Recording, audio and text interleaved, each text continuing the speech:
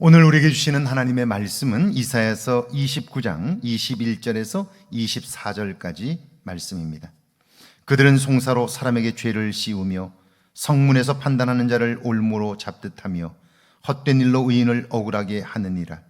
그러므로 아브라함을 구속하신 여호와께서 야곱 족속에 대하여 이같이 말씀하시되 야곱이 이제는 부끄러워하지 아니하겠고 그의 얼굴이 이제는 창백해지지 아니할 것이며 그의 자손은 내 손이 그 가운데서 행할 것을 볼 때에 내 이름을 거룩하다 하며 야곱의 거룩한 일을 거룩하다 하며 이스라엘의 하나님을 경외할 것이며 마음이 혼미하던 자들도 총명하게 되며 원망하던 자들도 교훈을 받으리라 하셨느니라.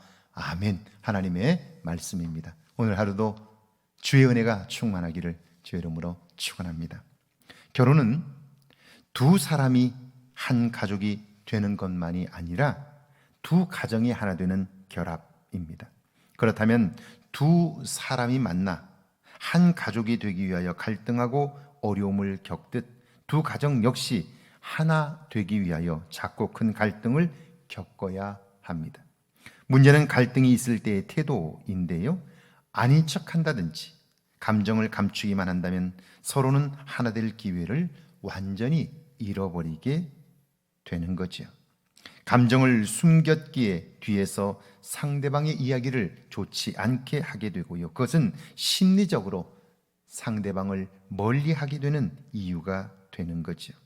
그런 사돈관계는 곧 결혼 당사자에게도 영향을 미치게 돼요. 사돈에 대한 좋지 않은 편견을 딸 또는 아들에게 이야기하게 되고 그것은 어느 순간 부부간의 갈등의 치명적인 트리거가 되게 되는 거죠.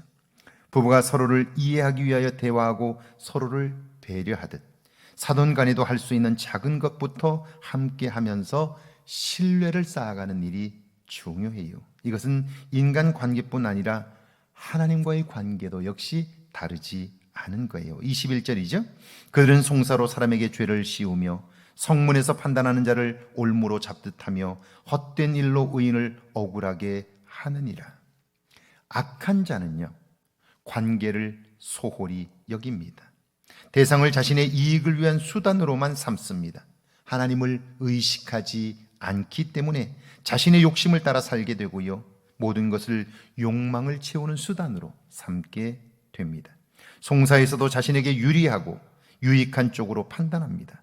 그것이 잘 되지 않으면 겁박하고 죄를 뒤집어 씌워서라도 죄인을 만듭니다. 결국 다른 사람을 억울한 희생자로 삼는 거죠.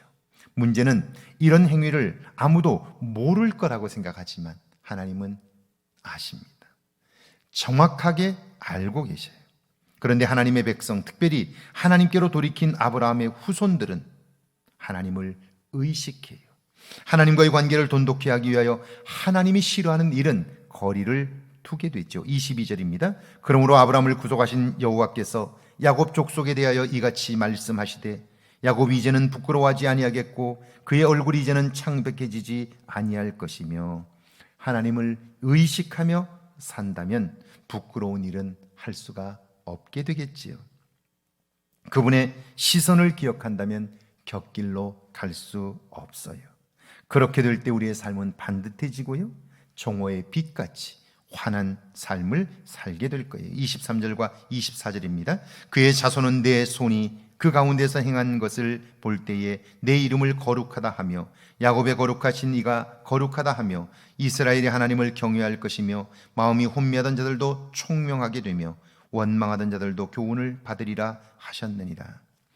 그렇게 될 때 하나님의 뜻대로 살아가고 말씀을 마음에 담고 그 말씀의 가르침을 따라 말씀의 인도하심을 쫓아 살게 될 때 그 사람은요, 하나님의 인정을 받게 되고요, 그 사람의 삶이 복된 삶을 살게 되지요. 매일매일 변화를 경험하니까요, 그는 그 변화로 인하여 사람들로부터 주목받게 되고요, 그의 변화는 그의 삶을 기쁘게 할 거예요. 복되게 할 거예요. 그뿐 아니라 그의 자손들도 그런 신실한 부모님의 모습을 보고 자랐기에 그들 역시 신실하게 성장하고 믿음의 가문을 이루어갈 수 있게 되는 것이죠. 오늘 하나님을 믿고 그 말씀을 따라 경건하게 사는 일이 복인 것은 우리의 삶을 반듯하게 할 뿐 아니라 우리의 자녀 세대를 이 세상 속에서 반듯하게 세울 수 있기 때문이지요.